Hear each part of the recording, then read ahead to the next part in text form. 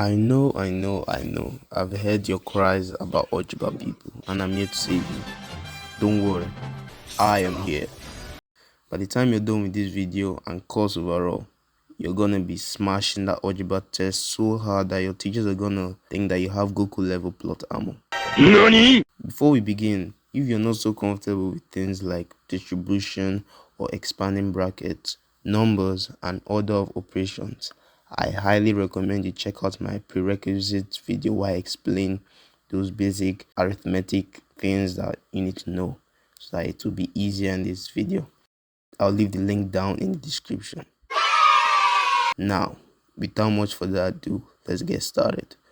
First off, we're gonna have to introduce the GOAT, the king, X. Now, I know y'all will be thinking I'm glazing, but bro, the moment the letter X came into the world of math, the fate of the world changed. Like, I'm not even glazing. Like, for 1,500 years since he was made to today, mathematicians are still looking for him, and they still haven't found him. Like, that's how good he is. But don't worry, by the end of this video, you'll be able to go for X. About to go down. Like a legendary man once said, to defeat an enemy, you must understand them. And that's exactly what we're gonna do. What is X? Well, you see, normal numbers are constant. Meaning that, for example, 5 will never be 6, and 6 will never be 7, 6, 7. However, X is what we call a variable. A variable is a number that we don't know yet or could change over time. So because we don't know what number it could be, we call it a variable. Now, time for a bit of history. Countless mathematicians hundreds of years ago decided to choose X, 24th son of King Alphabet, and they used him along with some other letters Y and occasionally Z. This created tension between X, Y, Z and the other alphabet, but it had to be done so that maths could progress.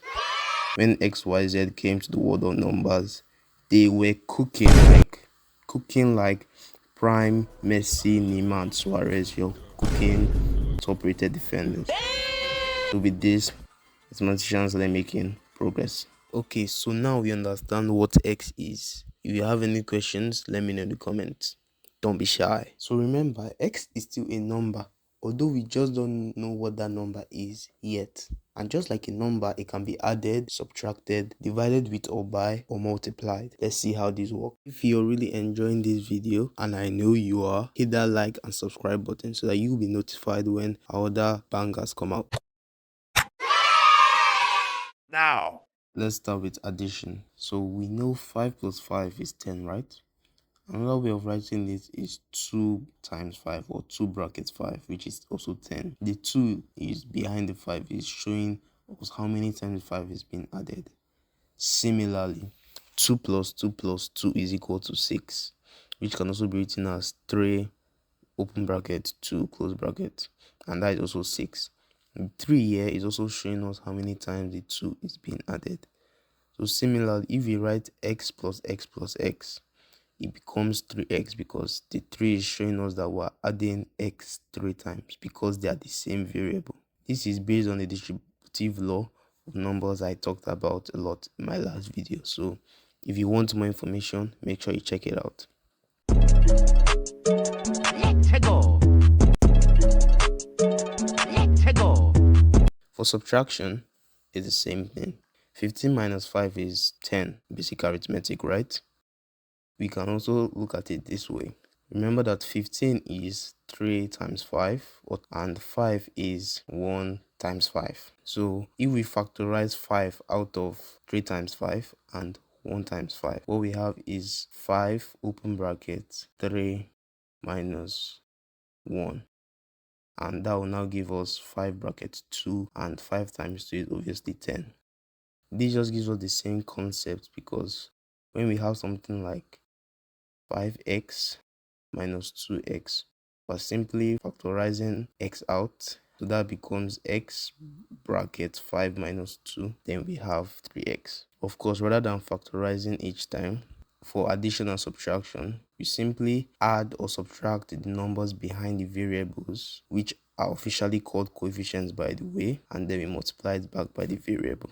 So 700x minus 100x is 600x. A word of caution though, when there are different variables, they do not fuse together to form one term, just like Goku and Vegeta fusing to form for the very first time. It does not work because they are not the same. So x plus y is just x plus y. Don't make the mistake of calling it xy, because remember, x and y are two different numbers. X could be 2 and y could be 9,000. So you just leave them as x plus y because you don't know them yet.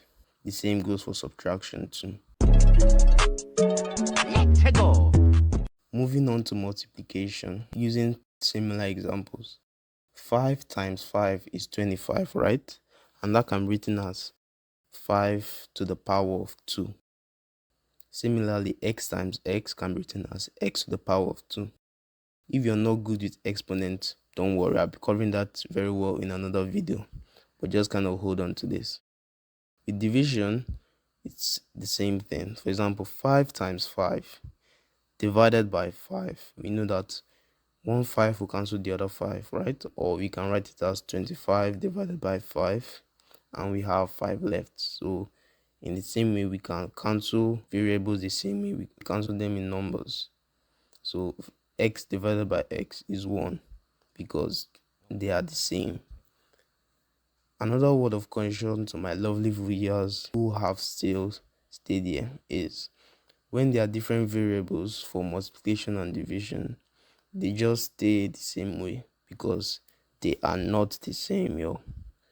For example, x times y is just xy, and x divided by y is just x divided by y. It's that simple. If you're here, congratulations, you can now trade some blows with algebra, but it ain't over yet because the game is not done. Now remember, I said we have constants, which are numbers that are permanent, like 5, 6, 7, and variables too. Well, these two can be combined with any of the operations, namely addition, subtraction, multiplication, division. Bodies. And we call these expressions. Oh, sorry, I mean expressions. Is this nigga serious? Close one, almost had me lacking. Bruh. So for example, x plus 5 is an algebraic expression where x is the variable and 5 is the constant. 2x plus 9 is also an algebraic expression where 2x is the variable and 9 is the constant. Square root of 2mn squared is also another kind of algebraic expression, although it looks more complex, with 2 being the constant again and m and n being the variables, and you can keep on spamming them infinitely basically. One thing you want to really know how to do is to evaluate or find out certain algebraic expressions when given the variable. This is called substitution. For example, question could be like, evaluate each expression for the given values x is plus 5 for x is equal to minus 5. This kind of question, you don't need to panic, just breathe. They're just telling you to replace x with minus 5. Just like that game where Bayern was losing 1-0 at halftime and they subbed in Lewandowski to score freaking 5 goals in 9 minutes, man. Like, Lewandowski is the GOAT. Who's Messi and Ronaldo? Y'all are trash. Lewandowski is my GOAT. So you're basically subbing out x for a number so that you can win the game. So therefore, if we substitute minus 5 for x, we have minus 5 plus 5, which is 0. Another weird way algebraic expressions could be written is basically where they are written confusingly so that you are confused. But after learning this, you're going to hit them with this pose and tell them, Genjutsu of this level does not work on me. So this process is usually called simplification. Let's jump straight to an example to see how we can solve it. So we have an example, simplify each algebraic expression. The first one being open bracket 4t minus 5s over 4, close bracket minus open bracket 2 over 3t plus 2s close bracket.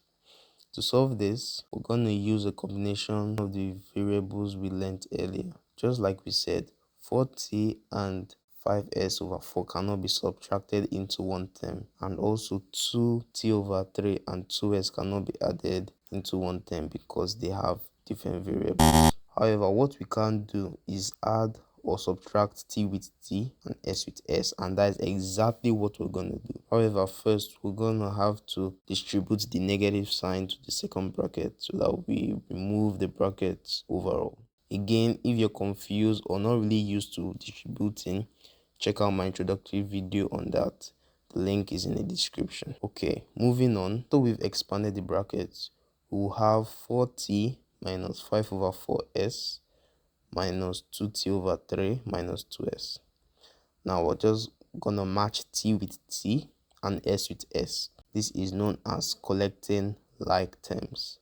So we rearrange it, and thus it becomes 4t minus 2t over 3 minus 5s over 4 minus 2s. Next, you can solve this the same way we solve whole numbers and fractions using common denominator. You can also use a calculator just to save some time. So 4 minus 2 over 3 is 10 over 3. So that becomes 10 over 3t.